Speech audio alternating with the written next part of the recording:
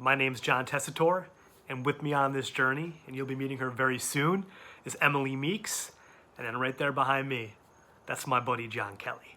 And we're actually with the JCK Foundation. And for a little bit of background, who we are. The JCK Foundation, through educational, programming, research, and advocacy, promotes mental wellness in schools, businesses, and communities by opening up conversations, sharing hopeful stories of mental health resilience, and connecting people to mental health resources. And basically, the first thing I just want to tell everyone here is that you're not alone. We're with you. We understand how difficult this last year has been. We understand the challenges that you're facing right now. And I want to let you know just how much we are here for you and how proud we are of you. And that man, John Kelly, he just had this complete heart of gold. It was an extremely special person. John's energy and his heart was just contagious. I mean, the minute we met John, we all were like, you gotta come back, you gotta come back, you gotta come back.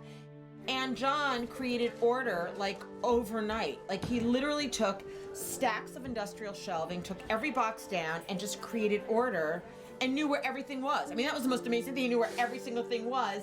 And then kids started coming in to volunteer and they loved him. And he had a way with the boys from CV, and he had a way with these kids from Fieldston, and every time a huge group of kids would come in, they fell in love with John. Never felt more comfortable with anyone than I have with John.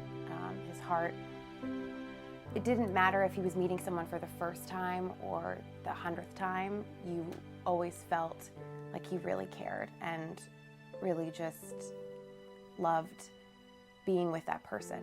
We went to the Nyack-Ossining football game. He drove me and Timmy Gardner up there, and he was way older than us, which was pretty cool that he wanted to hang out with us and, spend his time with us, which is great. Made us feel pretty cool because everyone loves John in the town, so if you're hanging out with John, you're probably a pretty cool kid. And we watched the Nyack-Ossining game, and two unrelated schools, just, big fans of the sport. And Nyack ended up winning in the final seconds, and before the game was over, you could just see John running down to rush the field with the entire Nyack fan base, all high schoolers, and he was hugging players and congratulating them, and he was just a fan of the underdog, and we just loved the passion that the kids put in the game, and he's just the most caring and excellent kid. He was so proud to be where he was from the Rivertown, from Dobbs Ferry. His spirit is emblematic of just the communal Rivertowns region. I mean, he just followed his friends so closely. He was so happy to see people achieve things. And he was just so behind everyone. And just, he was someone you could always keep close to you, and someone that was, always, I mean, you can just tell his friends how much people loved him, how much people rallied around him. And it's a beautiful thing. He was non-judgmental. I think that he very much looked to the little person who maybe wasn't getting attention, so that he made them feel good. Whenever I watch that clip, it always brings back some amazing memories of John, because as you can see by that clip, just how loved he was and just how highly people thought about him. And for me, to give you guys a little bit of a backstory, I suffer from OCD and depression. I had actually just gotten diagnosed with OCD, and to be honest, I was completely lost, and I was completely stigmatizing myself, and to be quite frank, I thought I was the only person on earth that had this disorder. And I remember vividly, we're at this family barbecue, John Kelly comes up to me, and he goes, dude, I hear you have OCD. And I was like, wait, what? Like, who told you this? And he goes, dude, our parents talk. And I was like, but why did my mom tell you this? And he goes, John, it's okay. They told me this because I have OCD too. I'm here to let you know that we're gonna get through this. I've got your back. And I remember when he said that, I was shocked. I thought to myself, I was like, wait, John, you have these intrusive thoughts about like the devil possessing your mom? And he goes, dude, all the time. And he dapped me up and he gave me this just big high five and this huge smile. And from that moment on, I really felt empowered and I felt loved, and I didn't feel judged. I didn't have to be ashamed of who I was. I had someone like John who had my back, and he made me feel so empowered to live the life that I wanted to live. And he made me believe, yes, John, you can live a happy and healthy life even while suffering from a mental illness, specifically OCD and depression. And I'll never forget that feeling that I had that day. And something that's so interesting about that, though, is, you see an amazing guy like John, someone who seems to have it all together, but it just shows that, yes, even a guy like John can still suffer from stigma. John Kelly detailed his experience with OCD in a journal. In 2006, he wrote, "I have developed a deep sense of compassion and will crusade to help others. I feel ashamed of my sensitive behavior, but that is my nature." At this point in the program, we give participants an opportunity to vote by sending their responses either texting or going online.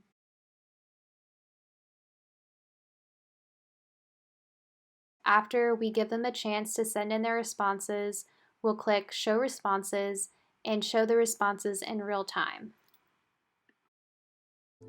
I mean, if you have a person that has a brain tumor, you say, oh, well, the poor guy. But if you say, oh, he's got a mental illness, the first thing you think of is, well, you know, am I safe with this person? Are they going to do something to me? Ironically, with the OCD, it's an anxiety disorder, and the last thing that a person with it wants to do is to harm somebody, because they're so afraid that if they don't do certain rituals that somebody's going to be harmed.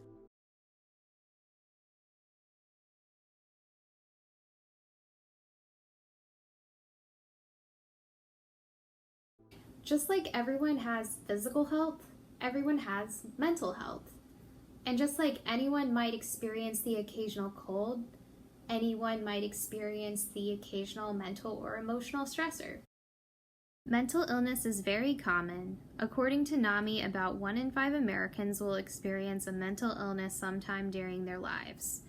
Even though mental illness is common, there is still a lot of public stigma surrounding mental illness, especially in some cultures and communities. Mental illness may be seen not as a disease, but as weakness, and those suffering may experience shame or embarrassment due to their mental illness. There are many factors that impact mental health, many of which are outside a person's control. Protective factors promote mental health and help prevent mental illness. In other words, protective factors decrease the likelihood that someone will contract a mental illness. On the other hand, risk factors increase the likelihood that someone contracts a mental illness, or if someone is already struggling with a mental illness, it can make their symptoms worse. Factors that impact mental health can work at different levels. An individual's behaviors, like nutrition and exercise, can have an impact on both physical and mental health. It's important to take a holistic approach to self-care because physical and mental health are so connected. Other factors like family history of mental illness and historical events like childhood trauma can also be risk factors. Social factors can play a role in an individual's ability to access treatment through mechanisms like discrimination and poverty. In individuals' close relationships, for example, their friends, family, and coworkers, can impact mental health through mechanisms like social norms. For example, if everyone in a community thinks mental illness is not real, then that belief leads to the idea that accessing mental health resources like therapy makes someone weak or lazy, even though that is not the case. Stigma can make it harder for someone to ask for help if they need it. Alternatively, strong social support can be a protective factor. In the same way, an individual's greater social and physical communities, such as schools, workplaces, neighborhoods, and other social circles, can also play a role in mental health. And when you have that community feeling, right, it makes it a lot easier to reach out and go to therapy, to reach out and get that extra help that you may need and not be embarrassed about it, right? Because community really does heal. And when you're able to have these conversations with your loved ones, your family, your friends, again, you start feeling extremely liberated. And I remember after that feeling, I was like, I want to do whatever it takes to let anyone else out there who's ever been in the same boat as me understand, oh my God, you do have a community that loves you. You can get through this, and everyone deserves to have that feeling, right? So if you're out there right now and you do feel isolated and you are suffering, I want to let you know I am here for you. We are all here for you at the foundation, right? And we want to be that community for you. We hope you enjoyed this sample of the Digital Legends program. If you're interested in bringing this program to your school or other organization, please reach out to us at team@jckfoundation.org or on our website at jckfoundation.org.